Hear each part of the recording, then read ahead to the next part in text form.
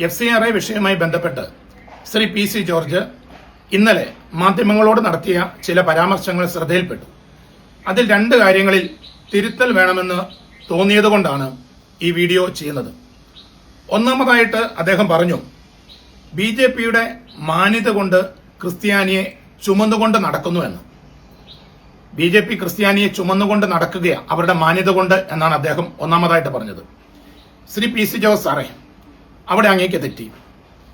BJP അല്ല ക്രിസ്ത്യാനിയെ ചുമന്നുകൊണ്ട് നടക്കുന്നത്, അല്ലെങ്കിൽ മറ്റേതെങ്കിലും രാഷ്ട്രീയ പാർട്ടികളല്ല ക്രിസ്ത്യാനിയെ ചുമന്നുകൊണ്ട് നടക്കുന്നത്.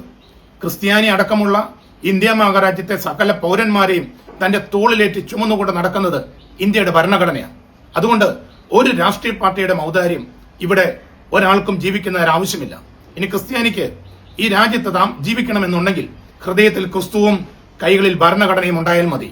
അതിന് 2.5% ഇല്ല എങ്കിൽ പോലും 2.5% അല്ല, വെറും ഒരാൾ മാത്രമേ ഇന്ത്യ മഹാരാജ്യത്തുള്ളൂവെങ്കിലും ഇന്ത്യയുടെ ഭരണഘടനയാണ് അവനെ ചുമക്കുന്നത്. ആ ഭരണഘടന ഉള്ളിടത്തോളം കാലം ഇന്ത്യയിൽ ജീവിക്കാനായിട്ട് ക്രിസ്ത്യാനിക്ക് പറ്റും. ഒരു രാഷ്ട്രീയ പാർട്ടിയുടെയും ഔദാര്യം അതിനാവശ്യമില്ല. രണ്ടാമതായിട്ട് അങ്ങ് പറഞ്ഞല്ലോ, ഇത്രയും കൂടുതൽ ക്രിസ്ത്യാനിയെ അംഗീകരിച്ച ഒരു രാഷ്ട്രീയ പാർട്ടി ഉണ്ടായിട്ടുണ്ടോ എന്ന്. ഇത്രമാത്രം ക്രിസ്ത്യാനിയെ അംഗീകരിച്ച മറ്റൊരു രാഷ്ട്രീയ പാർട്ടി ഉണ്ടായിട്ടുണ്ടോ എന്ന് അദ്ദേഹം മറ്റു പല രാഷ്ട്രീയ പാർട്ടികളുടെ പേരെടുത്ത് അങ്ങ് പറയുന്നത് ഞാൻ കേട്ടു. ഒരിക്കലുമില്ല സാറേ, ഒരിക്കലുമില്ല.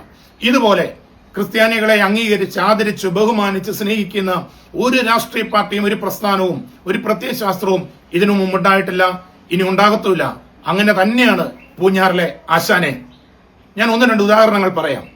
ഒറീസയിലെ കാൻഡമാലിൽ ഗ്രഹാം സ്റ്റെയിൻസ് എന്ന് പറയപ്പെടുന്ന ഓസ്ട്രേലിയൻ മിഷണറിയെയും അദ്ദേഹത്തിന്റെ മക്കളായ 10ഉം 6ഉം വയസ്സുള്ള ഫിലിപ്പിനെയും തിമോത്തിയെയും വണ്ടിയിലിട്ട് കത്തിച്ച് ക്രിസ്ത്യാനിയെ സ്നേഹിക്കാൻ ആരംഭിച്ചത് BJP പറയുന്ന അങ്ങ് പറയുന്ന ഈ BJP സർക്കാർ തന്നെയാണ്.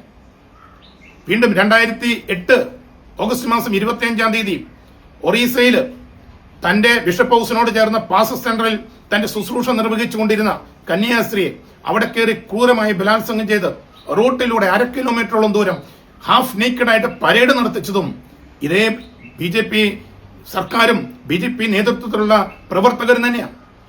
1400ഓളം വീടുകൾ കത്തിച്ച് 80ഓളം പള്ളികൾ തകർത്ത് 45ഓളം പേരെ കൊന്ന കാൻഡമാൽ കലാപത്തിന് നേതൃത്വം കൊടുത്തത് മനോജ് പ്രധാൻ എന്ന് പറയപ്പെടുന്ന BJP നേതാവായിരുന്നു. അങ്ങനെ അവര് ഒറീസയിലെ കാൻഡമാലിൽ ക്രിസ്ത്യാനികളെ സ്നേഹിച്ചത്. ഇനി ഇങ്ങോട്ടേക്ക് പോവാം.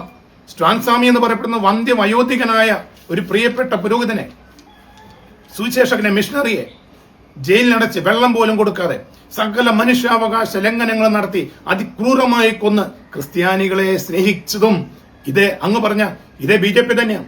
ഛത്തീസ്ഗഡിൽ സംഘപരിവാരങ്ങളും ഭരണത്തിന് നേതൃത്വം കൊടുക്കുന്ന BJPയും എല്ലാം കൂടെ ചേർന്ന് പള്ളികൾ തകർത്ത് ക്രിസ്ത്യാനികളെ കൊന്നൊടുക്കി, ഗ്രാമങ്ങൾക്ക് തീയിട്ട് നശിപ്പിച്ചു, കുടിവെള്ളം പോലും മുടക്കി. എന്തിനേറെ പറയുന്നു, മരിച്ച് അടക്കം ചെയ്യപ്പെട്ട ക്രൈസ്തവരുടെ മൃതദേഹങ്ങൾ മാന്തിയെടുത്ത് ഗർഭാപ്പസ നടത്തി ക്രിസ്ത്യാനികളെ അംഗീകരിച്ച് ആദരിച്ചതും ഇതേ BJP സർക്കാർ തന്നെയാണ്.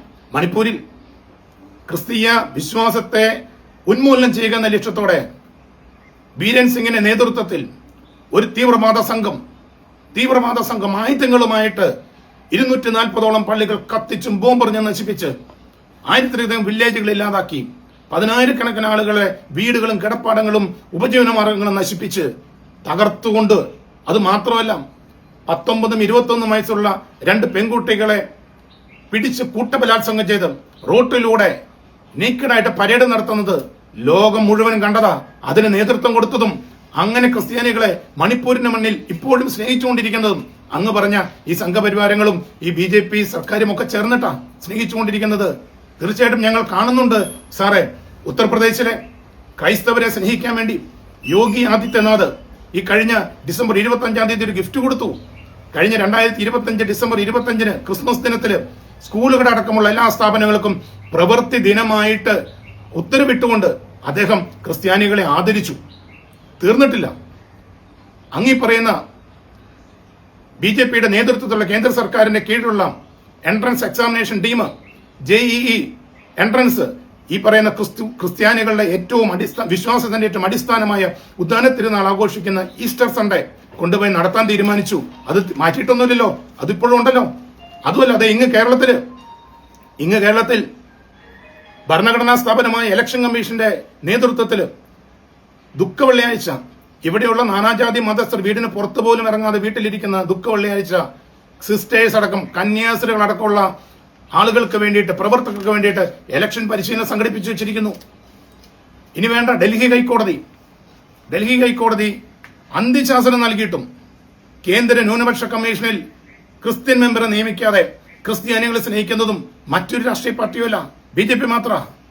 ആശാനെ, ഇതൊന്നും പോരാഞ്ഞിട്ടാണോ മതപരിവർത്തന നിയമം കൊണ്ടുവന്നും അതോടൊപ്പം തന്നെ ഇപ്പോൾ ഇതാ FCRA കൊണ്ടുവന്നും ക്രിസ്ത്യാനികളെ അങ്ങ് സ്നേഹം കൊണ്ട് വാരി പുണരുന്നത്? ശരി ആശാനെ, മറ്റൊരു രാഷ്ട്രീയ പാർട്ടികൾക്കും BJP അല്ലാതെ മറ്റൊരാൾക്കും ഇതുപോലെ ക്രിസ്ത്യാനിയെ സ്നേഹിക്കാൻ പറ്റത്തില്ല.